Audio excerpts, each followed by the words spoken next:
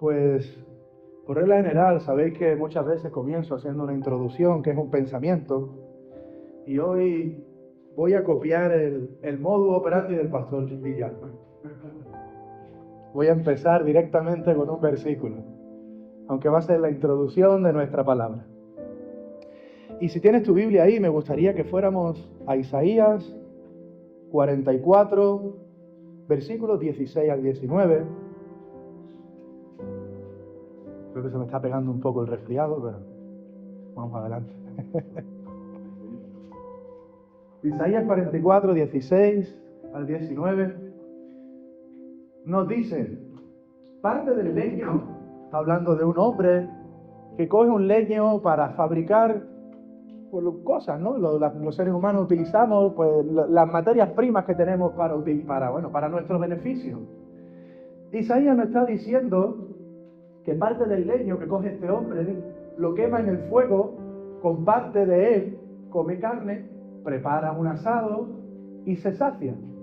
Después se calienta y dice: oh, me he calentado y he visto el fuego.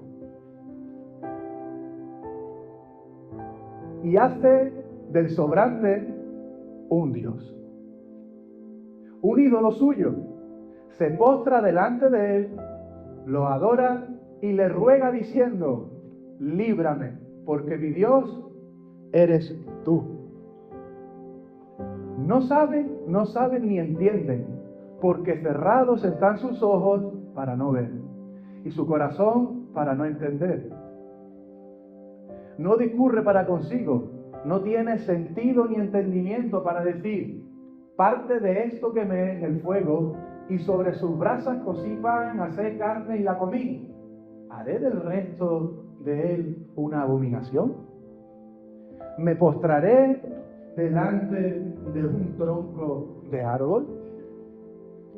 El título es, si no me equivoco, ahora no lo tengo aquí, lo que es ilógico de la idolatría, o algo así. Pero es bastante ilógico lo que estamos leyendo, ¿verdad? O sea, este hombre coge un pedazo de leño, se lo prepara, se asa con él una carne, y con lo que sobra se hace un dios. Y se postra ante él y le dice: tú eres mi Dios. Cuando hace poco se estaba comiendo una carne del mismo árbol que él había plantado. Y esto parece bastante ilógico, ¿verdad? Y en este momento estaremos pensando: ay, yo conozco gente que hace esas cosas. ¿A que sí?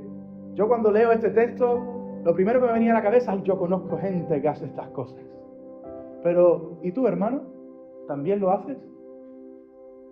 ¿Yo también lo hago? Porque es verdad que existe una idolatría visible. Y esta idolatría visible, aunque sea ilógica, se da por el corazón del ser humano, por el hombre de pecado que no quiere someterse a Dios y prefiere hacer algo ilógico para no tener que dar cuentas a Dios y satisfacer sus propios deseos sin tener que darle respuestas a alguien, que hacer lo que es lógico y someterse al Señor. Y es porque esa estatuilla Él la controla. Cuando tú tienes una estatuilla en la que tú crees o lo que sea, tú tienes el control de esa estatuilla. En el fondo tú sabes que tú la creaste. Esa estatuilla no te domina, tú la dominas a ella. Se convierte en un alter ego de tus deseos. Pero a Dios no podemos controlarlo, hermano. Dios pide controlarnos a nosotros. Y es por eso que esta práctica, aunque parezca ilógica, se da. Y nosotros muchas veces la vivimos. Tal vez en las circunstancias en las que estamos no lo hacemos de manera visible, como lo está diciendo este texto, pero la cruda realidad es que muchas veces caemos en la idolatría. En una idolatría invisible. Y este es el título de la palabra: la idolatría invisible. Aquella que no se ve, aquella que es más difícil de detectar. Porque cuando vemos una persona postrado ante una estatuilla, ante un becerro, ¿no? Cuando Moisés llegó con las tablas y vio allí al pueblo postrado ante el becerro, era fácil de identificar que lo que estaban haciendo no estaba correcto. Pero a veces existe una idolatría que vive dentro de nuestros corazones y no es tan visible a los ojos de los otros. Y si vamos a Colosenses, capítulo 3, versículo 5, nos dice el apóstol, haced morir, no lastimar o no dañar, no, hacer morir. Dice, pues lo terrenal en vosotros, fornicación, impureza, pasiones desordenadas, malos deseos y avaricia, que es idolatría. Y avaricia, que es idolatría. ¿No recuerda esto al Edén, hermanos? La avaricia viene del griego pleonexia, y significa un deseo insaciable de poseer más. Es por eso la pregunta, ¿no recuerda esto al Edén? Cuando estábamos en el Edén, la humanidad, allí Adán y Eva, ellos lo tenían todo, hermanos. Lo tenían todo. La tierra daba fruto fácilmente, caminaban con Dios continuamente, vivían sin pecado, sin dolor, sin tristeza. Lo tenían absolutamente todo. ¿Pero qué pasó? Que querían más, deseaban más. Y la introducción del pecado de la serpiente fue, no, si comes de esa fruta, no morirás. Una media verdad, ¿no? Una mentira. Dice, de hecho es que serás como Dios. Y ahí se le apareció a Eva, wow, seré como Dios. Ahí estaba siendo avariciosa, estaba deseando más de lo que tenía. Pero no estaba deseando algo bueno, estaba deseando algo malo. Por eso que Santiago nos dice, no tenéis por qué pedir mal, y cuando pedís, pedid mal para vuestros malos deseos. La avaricia es un ídolo, es parte de una idolatría interna que muchos no ven, pero que ahí está existente. Y estos ídolos son más difíciles de ver con los ojos. Es más, muchas veces conviven con nosotros y a nosotros mismos nos cuesta percibir. Es por eso que son más peligrosos y tenemos que tener más cuidado. Ahí es cuando me viene el versículo de David, cuando dice en el Salmo, oh Dios, examina mi corazón. Y ahí donde estás, toma un momento y di, Señor, examina hoy mi corazón. Mira si en mí hay camino de perversidad y muéstrame tu senda. Porque ahora vamos a leer una historia que vemos en el Nuevo Testamento y que muchas veces interpretamos como una historia que habla del dinero. Muchas veces se ha interpretado como una historia que habla del dinero, pero no habla en sí del dinero. Habla de la idolatría, habla de la avaricia, habla de que hay un Dios en esa persona que no era el Mesías. Y es que el pecado nos lleva de manera irremediable hacia una palabra que creo que he acuñado, bueno, existe, pero la acuño yo muchas veces, que se llama egolatría. Es cuando nosotros somos nuestros propios dioses y nos amamos a nosotros mismos por encima de cualquier otra cosa. Yo siempre hablo con el pastor, con Abraham, con mis amigos, que yo creo que ese es el mal endémico de nuestros siglos. La egolatría, el ponernos a nosotros mismos por encima de cualquier otra cosa. El pecado nos lleva a esa egolatría, a desobedecer a Dios y a querer enseñorear nuestras vidas sin Dios. Si vamos a Marcos, capítulo 10, versículos del 17 al 22, vamos a ver la historia del joven rico, muy conocida. Muchas veces hablamos, esto habla del dinero, que era un avaricioso porque le gustaba el dinero, pero es más profundo que el dinero. El dinero es la idolatría, pero algo se escondía detrás de eso. Y era lo que acabamos de leer en Colosenses, la avaricia, que era idolatría. No estaba Dios sentado en su corazón. Vamos a leer este pasaje que nos dice, al salir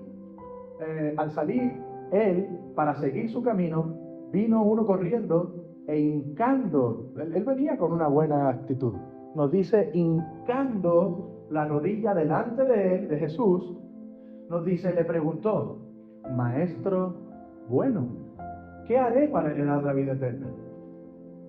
Jesús le dijo, ¿por qué me llamas bueno? Jesús estaba probando su corazón. Ninguno hay bueno, sino solo uno, Dios. Los mandamientos, ¿sabes? No adulteres, no mates, no hurtes, no digas falso testimonio, no defraudes, honra a tu padre y a tu madre.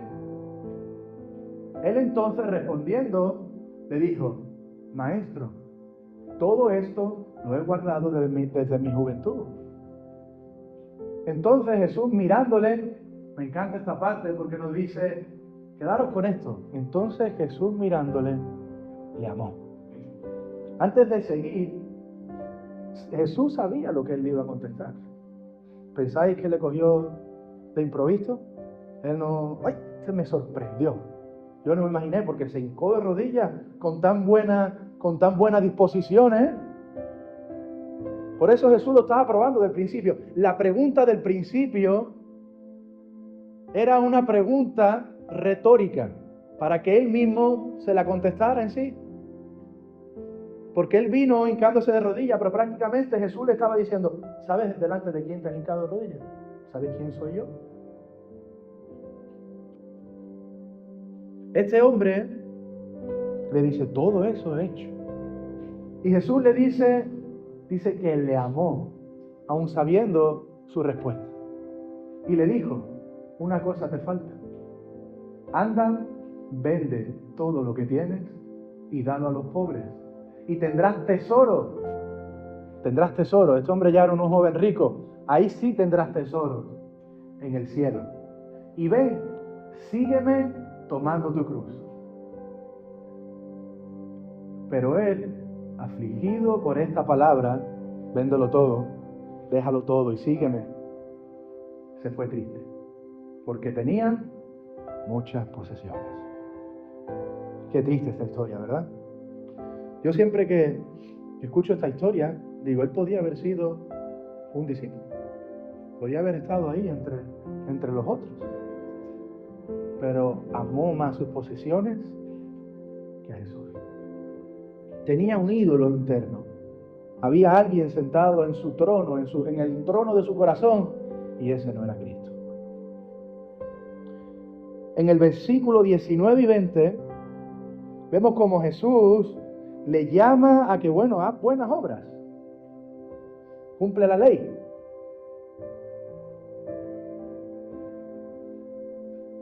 Pero debemos recordar en el versículo 18 cómo Jesús le dice, no hay bueno, sino solo uno.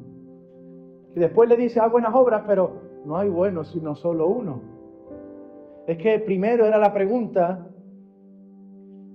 inicial, vamos a decir, y después era la pregunta final. El Señor le dice antes, no hay bueno, sino solo uno, y después le dice, cumple la ley, sabiendo que era incapaz de poder cumplir la ley, porque bueno, solamente hay uno, que es Dios. Y este chico, yo creo que es medio confundido, no se estaba dando yo creo que no se estaba dando mucha cuenta de dónde iba el camino. Pero bueno, sí, yo personalmente tampoco me he dado mucha cuenta por muchos años. Me pasa que el Señor es misericordioso y lo espera a uno y le explica y le revela. Pero hermanos, esto nos deja ver que este joven, o este hombre, muchos dicen que tal vez no era un joven porque dice, guardé desde mi juventud, estaba confiando en sus obras. Hermano, y por nuestras obras, nadie va a ganar el ticket al cielo. No vas a poder torcerle el brazo al Señor con tus buenas obras. Por mucho que lo intentes, por mucho que creas que estás cumpliendo la ley, que eres un buen ciudadano, no puedes comprar tu salvación por buenas obras. Y es que esto va más allá. Las buenas obras son necesarias. Pero Dios no quiere tus buenas obras, hermano. Dios quiere tu corazón. Al Señor no le sirve de nada tus buenas obras. El Señor quiere tu corazón para hacer sus buenas obras en ti. Charles Spurgeon, el príncipe de los predicadores, él decía a menudo, todo lo malo que ves en mí es mío.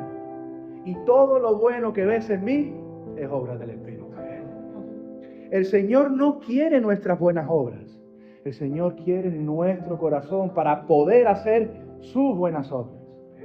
En estos días estaba leyendo un libro que resaltaba cómo Saúl nunca trajo el templo, el lugar santo hacia el pueblo. Pero vemos que David lo primero que hizo fue traerlo al pueblo. De mala manera, de malos modos, le costó un poco. Pero su deseo, el deseo de su corazón, era que Dios estuviera en el centro del pueblo. Y es que es por eso que la Biblia nos dice que el corazón de David era conforme al Señor. Porque el Señor no quiere nuestras buenas obras, quiere nuestro corazón. Y cuando el Señor tiene nuestro corazón, Él tiene el trono de nuestro corazón. Porque Dios no es uno que se sienta en una reunión al lado, no, Dios es el que tiene que estar en el centro. Dios no es uno más en la fiesta. Dios es el invitado principal. Dios no es aquel que, bueno, siéntate a mi diestra, Señor. No. Dios está en el centro y tú a sus pies. Y a veces, como en Apocalipsis que nos dice, yo pegaré a la puerta y que me abra, entraré y comeré con él. Y a veces le decimos, Señor, entra, come un rato, pero vete. Y ya mañana te pasas otro rato, pero aquí no molestes mucho. El Señor quiere nuestro corazón. Porque no podemos tener dos señores. No podemos servir a dos dioses. No podemos tener dos jefes. Si vamos a Mateo 6:24,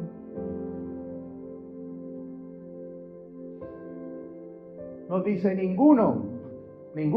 Cuando dice ninguno es nadie, ninguno puede servir a dos señores, porque aborrecerá al uno y amará al otro, o estimará al uno y menospreciará al otro.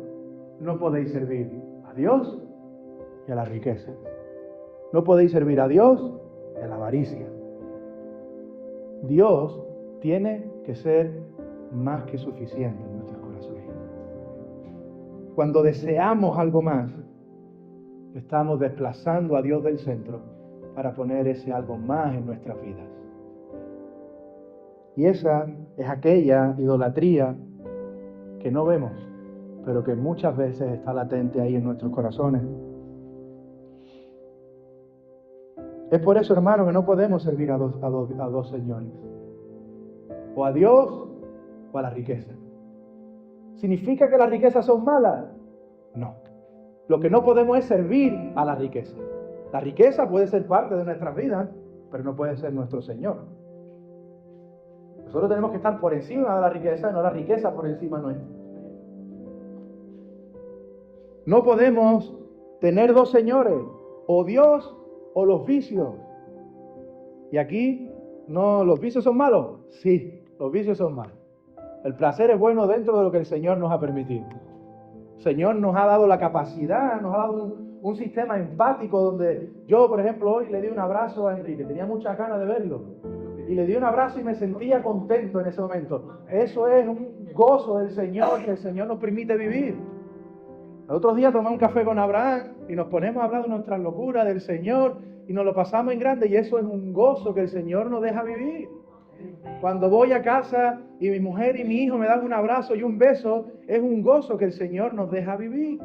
Los placeres son buenos dentro de lo que Dios tiene escrito y hecho para nosotros. Pero los vicios son malos placeres. No hace falta que lo pongas, pero voy a leer algunos versículos y nos dice que el fin de los cuales será perdición, cuyo Dios es el vientre, y cuya gloria es su vergüenza, que solo piensan en lo terrenal. Nos dice Filipenses 3:19. Hay algunos que su Dios es su vientre, el estar satisfechos, llenos, el desear siempre más y más y más y más de lo que pide mi carne. No podemos tener dos señores. No podemos servir a Dios y a nuestros vicios. No podemos servir a Dios y a otras personas. ¿Son otras personas malas?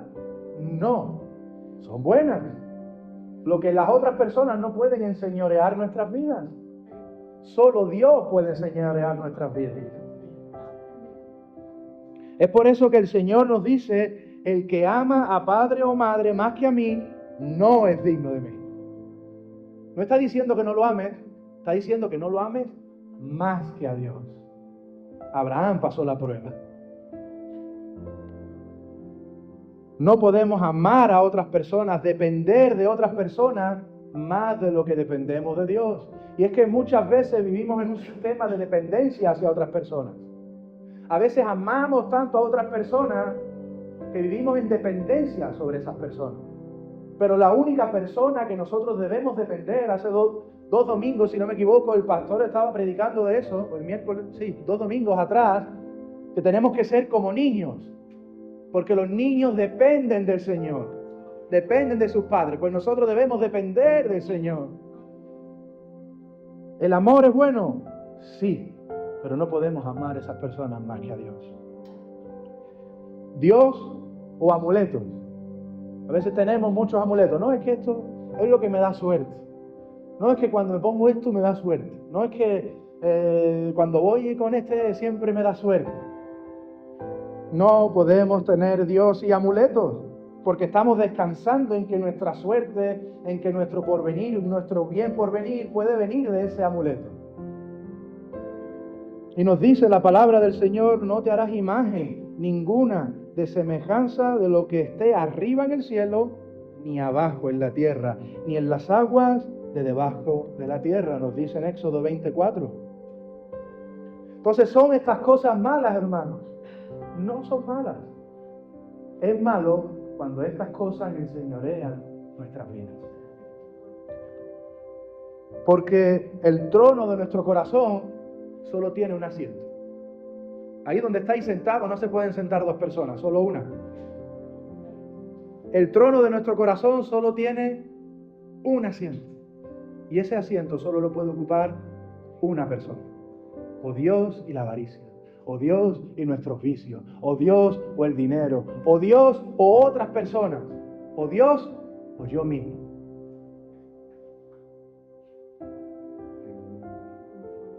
No podemos. Cuando estaba pensando en la riqueza, se me venía la historia, una historia que viví hace un tiempo cuando vivía en Estados Unidos. Y tenía un tío de un amigo mío, me contó que este amigo vino de Cuba, que el tío vino de Cuba, y pasó las primeras Navidades, hace la lotería de Navidad, lo normal. Claro, como él había llegado de Cuba hace poquito a Miami, pues no entendía muy bien cómo iba la lotería, tal y cual, entonces le gastaron una broma. Y le pusieron un billete creyendo de la lotería premiado que no le había tocado. Pero como no lo entendía muy bien, él cogió allí los billetes, empezó a contar cuál le había tocado y pensó que le había tocado. ¿Sabéis qué es lo primero que hizo? Estaba en casa de sus hermanos, cogió el teléfono, llamó a su mujer y le dijo, no me acuerdo cómo se llama, María, ahí te quedas con los niños que me voy.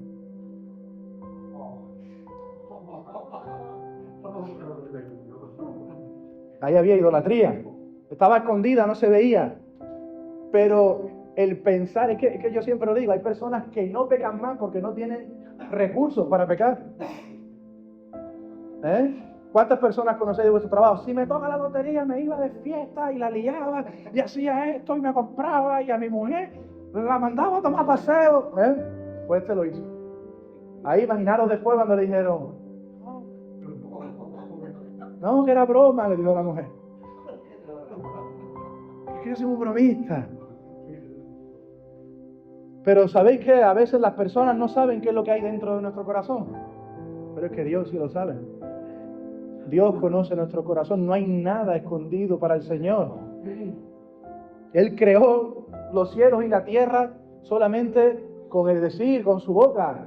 Hágase los cielos y se hizo. Sepárese las aguas y se separaron. Sepárese la oscuridad de la luz y se hizo. Levántese lo verde, la tierra. ¿Pensáis que hay algo escondido en nuestras vidas para el Señor? No, hermanos. Podremos esconder para las demás personas, pero estamos desnudos ante el Señor.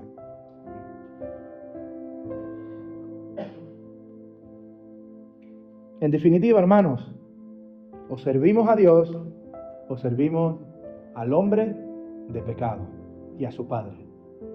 ¿Sabéis quién es el padre del hombre de pecado? Zanahorio. O servimos a Dios o servimos al hombre de pecado.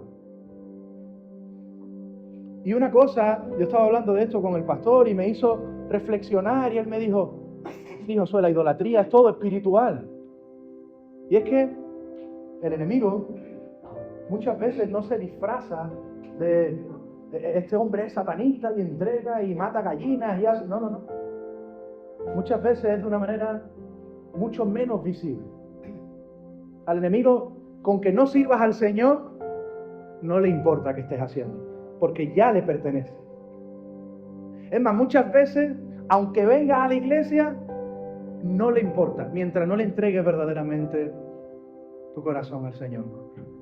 Es más, cuando oramos, cuando buscamos el Señor, es cuando más desgracias nos pasan, ¿a que sí? Porque ya has cogido la espada y estás haciendo la batalla espiritual. Entonces estás dando golpes, pero vas a recibir también. Lo bueno es que el Señor está con nosotros y las puertas del Hades no podrán prevalecer contra la iglesia. Y Pablo nos dice que ni temamos a los que matan la carne, porque es lo máximo que nos pueden hacer. Que tenemos que temer a aquel que mata el espíritu. El Señor, hermano, nos demanda lealtad. Si vamos a Deuteronomio, capítulo 4, versículos 23 y 24, nos dice, guardaos, no os olvidéis del pacto de Jehová vuestro Dios, que Él estableció con vosotros. Y no os hagáis escultura o imagen de ninguna cosa que Jehová tu Dios te ha prohibido. Porque Jehová tu Dios es fuego consumidor, Dios celoso. Dios es celoso. Y hermano, Él demanda de nuestras vidas lealtad y exclusividad. Él demanda lealtad y exclusividad. Y mientras Dios nos demanda lealtad y exclusividad, la mayor mentira del enemigo es el libertinaje.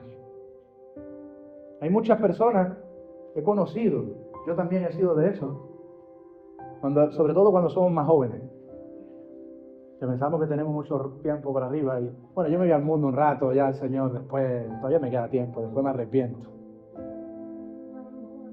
Te acostumbras a esa vida de pecado, al libertinaje, y cada vez te vas alejando más del Señor hasta que te pierdes como la oveja perdida. Se perdió de las 99. Bueno, de las 100. Y el Señor tiene que dejar a las 99 para ir a buscarte y traerte de nuevo a casa. Y es que las personas cuando le dices en el trabajo, a todos nos habrá pasado. No, es que yo soy cristiano, es que yo creo que la vida debe ser así, así, así. Oye, lo que te estás perdiendo. Pero una borracherilla no pasa de nada. Ay, pero dale un poco de alegría al cuerpo. Uy, lo que te estás perdiendo, el libertinaje. Porque es que al enemigo le da igual en lo que estés, siempre que no te hayas entregado al Señor. Si no es el Señor el que está en tu trono, perfecto. Por eso Jesús nos dice, quien conmigo no recoge desparrama. Quien no es conmigo, dice Jesús, está contra mí. No hay término intermedio. No hay una Suiza en el Evangelio. No significa, no, yo soy neutro. No, no, no, hermanos. O estamos con Dios, o estamos contra Dios. O le pertenecemos a Él, o le pertenecemos al enemigo. Es por eso que decía al principio que le dijéramos al Señor, oh Señor, examina mi corazón. Porque hermanos, no penséis que porque yo tengo ahora el micro aquí, yo soy más santo que nadie. Yo tengo mis luchas diarias. Este domingo estábamos viendo de que el maná es diario. Yo no puedo llevarme la bendición del domingo para hoy. La bendición de hoy es de hoy, la de mañana es de mañana, y que la misericordia del Señor se renuevan todas las mañanas. Y como decía el pastor el domingo, no, porque tengo el carnet de que llevo 30 años asistiendo a la iglesia. No te sirve de nada, es papel mojado. Lo que necesitamos es día a día entregarnos al Señor, arrodillarnos y decirle, Señor, ay de mí, pecador, necesito de ti, Señor. Porque el pasado quedó atrás, el mañana no sabemos si llegará, pero el hoy le pertenece al Señor. Es por eso de que Dios debe ser suficiente y debemos dejar que Dios enseñoree nuestras vidas. Y es tan sencillo como colocarlo todo en sus manos. Los niños lo preguntan todo a sus padres. Mi hijo todos los domingos tengo una lucha con él, porque él se quiere traer un saco de peluches. Y todos, papá, ¿me puedo traer estos 20 peluches? Y yo, no. Él me pregunta. A veces, bueno, ya que está más mayor, ya se los esconde y los tengo que descubrir. Pero los niños le preguntan al Padre todo. Nosotros tenemos que coger esa virtud de preguntarle a nuestro Padre todo. Porque muchas veces es que yo sueño, es que yo anhelo, es que yo quiero. Y le has preguntado al Señor si Él anhela, si Él desea, si Él quiere. Porque hermano, todo lo que nosotros deseemos, anhelemos o queramos que esté fuera del plan del Señor en nuestras vidas, es maldición. Porque no está con el Señor. Y todo lo que no es del Señor no es bueno para nosotros. En Isaías 42:8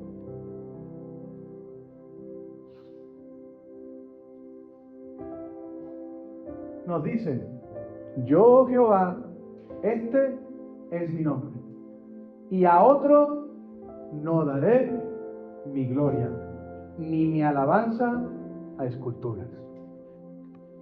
Estábamos viendo en Deuteronomio que Él es un Dios celoso, que Él no comparte su gloria, y que Él nos hizo para su gloria.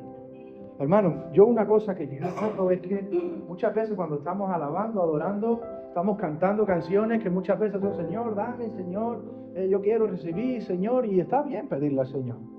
Pero cuando empezamos a decir, Señor, tú eres digno, Señor, tú eres santo, Señor, que toda la gloria a ti te pertenece, empieza a haber un movimiento del Espíritu Santo que parece como aquella olla que está en ebullición. Y es porque nosotros fuimos creados para su gloria. Y cuando le damos la gloria a Dios, estamos cumpliendo el por qué fuimos creados. Fuimos creados para la gloria del Señor. Y es por eso que Dios nos dice, no comparto mi gloria con nadie. Todo lo que es creado tiene un propósito. No hay nada en este mundo que fuera creado sin un propósito. Esa silla tiene un propósito. Este atril tiene un propósito, el teléfono, las paredes, todo tiene un propósito, hasta un cuadro pegado en una pared. ¿Por qué nosotros no vamos a tener un propósito? Nosotros también tenemos un propósito, y es que nuestras vidas den gloria al Señor. Y ahí es cuando sentimos aquella paz que sobrepasa todo entendimiento. Ahí es cuando sentimos aquella fuente que Jesús le dijo a la samaritana, que te quita la sed, que de tu interior brotan ríos de agua viva, porque estamos cumpliendo el por qué fuimos creados. Y ahí es cuando podemos entender de corazón de que Dios es más que suficiente. Y esto que estoy hablando no es algo que solamente podamos entender, porque lo podemos entender, pero es algo que tenemos que pedirle al Señor que nos revele. es algo que tenemos que decirle: Señor, revélame.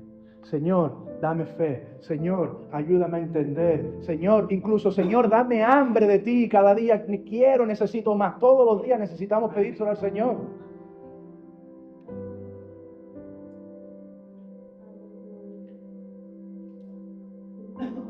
Es por eso que esto nos lleva a la siguiente pregunta, hablando del joven rico. Y es: ¿quién está sentado en tu trono? ¿Quién está sentado en tu trono? Y es tiempo de que en este momento podamos hacer un poco de autoconciencia. Decirle: Señor, ahora te lo digo, Señor, con más fuerza, examina mi corazón. Ayúdame a entender, Señor, y revélame si en ese trono no estás tú. Porque el enemigo es el padre del engaño. Y si pudiera, te tendría engañado toda la vida. Pero Dios es la verdad. Y nos dice en Juan 8:32 que conoceréis la verdad, y la verdad os hará libres.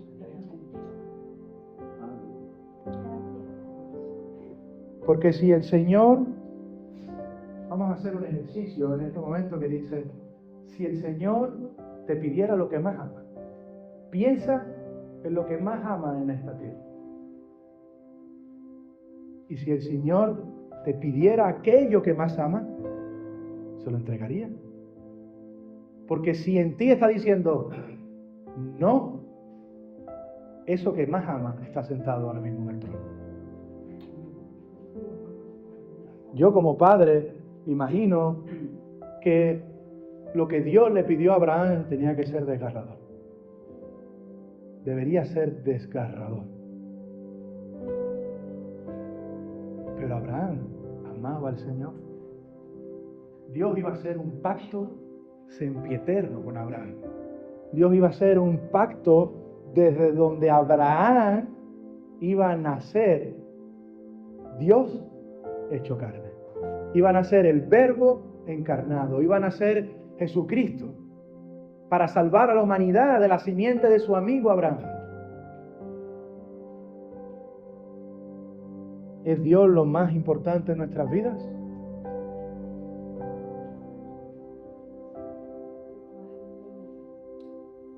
Y hermano, allá donde estás, ahí donde estás, si el Espíritu Santo te está revelando la triste noticia de que Él no está sentado en el trono de tu corazón, recuerda lo que te dije antes que recordaras. Recuerda al joven rico. ¿Cómo lo miró el Señor? ¿Cómo lo miró Jesús? ¿Con ojos de decepción? ¿Lo miró con ojos de: este no se entera ni de misa a la mitad? No, nos dice la palabra de que Jesús lo miró con ojos de amor. Dice que Jesús lo miró y lo amó. Y ahora, en este momento, Jesús te está amando. Jesús te está mirando con ojos de amor y te está preguntando: hijo, hija, ¿me amas? Hijo, hija, ¿estoy sentado en el trono de tu corazón? Porque si sientes en tu pecho, si sientes en tu corazón, si el Espíritu Santo está revelando de que no es así, Él te está preguntando ahora. Y en este momento, tu decisión puede ser mucho mejor que la de aquel joven rico. Puede ser como Pedro, que le dijo: déjalo todo y sígueme. Lo dejó todo y siguió al Maestro.